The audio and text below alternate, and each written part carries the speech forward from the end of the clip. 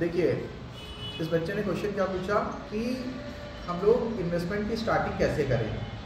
तो मैंने आपको ये बताया कि जो 15-20 हज़ार रुपये महीने कमाता है, महीने के अंत में उसके पास भी पैसे नहीं बचते, और शायद जो लोग लाखों रुपए महीने की सैलरी है वो भी यही स्ट्रगल करते हैं कि यार सब खत्म हो गया, उनको एडवांस लेने की नौबत आ जाती है। बहुत सारी ऐसी केस स्टडी, बहुत सारे ऐसे आपको वीडियो मिलेंगे कि 1-2 लाख रुपए महीने कमाने वाला भी 25 तारीख के बाद एडवांस लेने पहुंच जाता है HR मैनेजर के पास कि मुझे ये काम है, वो काम है, मुझे एडवांस दे दीजिए।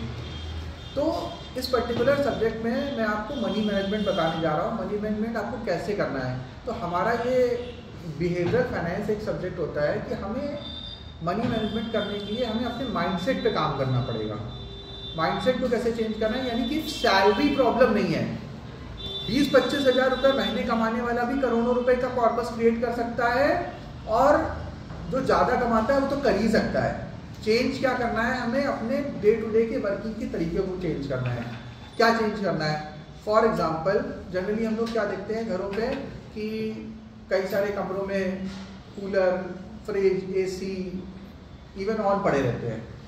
लोग गए, उठ के चले गए, लाइट फैन सब ऑन छोड़ दिए। हीटर अगर चल रहा है, जाड़े का समय है, गर्मी समय अगर AC चल रहा है, ऑन छोड़ दिया। अगर हम उसको स्विच ऑफ कर दें, ठीक है, आसपास कहीं हमें जाना है, गाड़ी निकालते हैं, बाइक निकालते हैं, थोड़ी दूर पैदल चले जाएं या बाइसिकल का इस्तेमाल करें। तो अगर हम लोग इन सब चीज़ें से, बहुत सारे लोग क्या होता है, हाउस वाइफ होती है, बहुत सारी फ्रूट्स और वेजिटेबल आ जाते हैं, एक्सेस में आ जाते हैं, फिर वो वेस्ट हो जाते हैं, फेंक दिया जाता है उनको। घर में इतना खाना बन जाता है कि बाद में कूड़े में चला गया, रोटियां पड़ी हुई हैं, सब्जी फेंक दी गई, दाल फेंक दी गई। तो अगर हम इन सब चीज़ों पर, छोटी छोटी चीज़ों का ध्यान रखें और सिर्फ उतनी चीज़ें ही लें जितनी की हमें ज़रूरत है, एक्स्ट्रा इम्पल्सिव बाइंग ना करें, ऑनलाइन अननेसेसरी की शॉपिंग ना करें। बहुत सारे 10-10 जोड़ी जूते खरीद लिए, ऐसे ट्राउजर्स खरीद लिए, ऐसी शर्ट खरीद लिए, बाद में वो आउट ऑफ फैशन हो गए। तो हम लोग इस तरह की चीज़ें करते रहते हैं जिसकी वजह से हमारे पैसे ज़्यादा खर्च होते हैं या हम उधार में चले जाते हैं। यानी जिन चीज़ों की हमें ज़रूरत नहीं है, वॉरेन बफेट ने कहा था कि अगर हम उन चीज़ों पे ज़्यादा पैसे खर्च करते हैं जिन चीज़ों की हमें वास्तव में ज़रूरत नहीं है, तो बहुत जल्दी हमें उन चीज़ों को बेचना पड़ जाता है जिन चीज़ों की हमें बहुत ज़्यादा ज़रूरत है। तो अगर ये सारी एक्टिविटी करें और हम दिन का 35, 40, 50 रुपये भी कमा लें, बचा लें, अपने इन सब चीज़ों से 35 रुपये तो आराम से बचा सकते हैं। ठीक है, आप थोड़ी दूर पैदल चले जाओगे तो उसमें भी पेट्रोल से बच जाएंगे। आप बिजली लिए, सब पानी वेस्ट हो रहा है, गैस वेस्ट हो रही है। गैस में हम लोग खाना पकाते हैं, किचन में ढक के पकाएं, 40% गैस ज़्यादा चलेगी। तो ये सब छोटी छोटी चीज़ें अगर करें, इन चीज़ों पे ऑब्जर्व करने लगें, वेस्टेज ना करें, उनसे 35-40 रुपये, 50 रुपये पर डे का अगर बचा लें, यानी महीने का 1,000 रुपये भी बच जाए शुरुआत में। जिनकी ज़्यादा सैलरी है, वो ज़्यादा बर्बादी करते हैं, वो तो 10-10 हज़ार रुपये महीने का बचा सकते हैं। बहुत सारे लोग दिन की 1-2 डिब्बी सिगरेट पी जाते हैं। बहुत सारे लोग पता नहीं कितने मसाले, शराब, अल्कोहल, इन सब चीज़ों में पैसे बर्बाद करते हैं। उसको वो रिड्यूस कर दें। हम ये नहीं कह रहे एकदम ख़त्म कर दें, अगर रिड्यूस कर दें, हर दिन 100-200 रुपये उससे ही बचा लें। तो अगर 1000 रुपीज़ कोई इन्वेस्टमेंट करना शुरू करे पर मंथ और उस पर 15-16% की कंपाउंडिंग मिले, जो कि हमारे स्टॉक मार्केट देता है, तो अगर कोई 20 साल की एज में इस चीज़ को प्रैक्टिस करना शुरू करेगा कि जब वो 50 साल का होगा तो उसके पास 1 करोड़ रुपए का कॉर्पस हो जाएगा। यानी जो वेस्टेज है उसी को बचा के, इन्वेस्टमेंट करने की बात ही नहीं कर रहे, नया कमाने की बात ही नहीं कर रहे।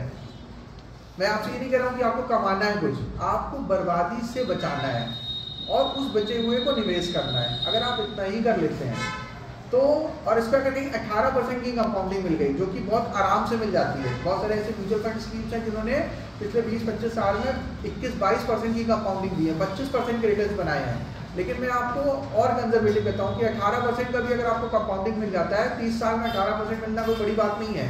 ठीक है, तो अगर आपको 18% की कंपाउंडिंग मिलती है तो आपको 1,40,00,000 के आसपास का कॉर्पस हो जाएगा। आप अगर हर दिन का 35-40 रुपये भी बचाते हैं तो सिर्फ उसी से। और अगर अब आप निवेश करना भी शुरू कर देते हैं और जैसे जैसे आपकी सैलरी बढ़ती है, हर साल 10% का आप इंक्रीमेंट करते हैं, तो आप अज्यूम नहीं कर सकते कितनी वेल्थ कितनी जल्दी कमा सकते हैं। यानी कि कोई भी स्टूडेंट जो ग्रेजुएशन कर रहा है 20 साल की एज में, वो 30-35 साल में फाइनेंशियल फ्रीडम अचीव कर सकता है। मतलब वो इतना पैसा इकट्ठा कर सकता है कि उसको फर्दर 35 साल के बाद उसको अपने घर को, अपनी बीवी बच्चों का खर्चा चलाने के लिए कमाने की जरूरत नहीं पड़ेगी। तो ये सिर्फ वेस्टेज से, यानी माइंडसेट चेंज करने की जरूरत है। अमीर इंसान भी ये कर सकता है, गरीब भी कर सकता है, इवन एक ई रिक्शा चलाने वाला भी कर सकता है, क्योंकि वो भी हर दिन का 500-1000 रुपये कमा लेता है। वो वेस्टेज से थोड़ी मेहनत ज़्यादा करके अगर 1000, 2000, 3000 रुपये महीने इन्वेस्ट करने लगे और वो पावर ऑफ कंपाउंडिंग की एडवांटेज को समझ जाए।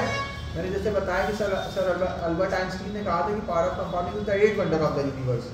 तो अगर वो कंपाउंड करता रहे लगातार अपने इन्वेस्टमेंट को, तो 25-30 साल में आराम से 4-5 करोड़ का प्रॉफिट इकट्ठा हो सकता है। और मैं नेक्स्ट लेक्चर में आपको लैपटॉप से स्क्रीन पे करके दिखाऊंगा, कैलकुलेटर से, ग्राफ के थ्रू। तो बहुत सारे बच्चों ने जिन्होंने पहले क्लास करी थी उनको मैंने पहले भी बताया होगा।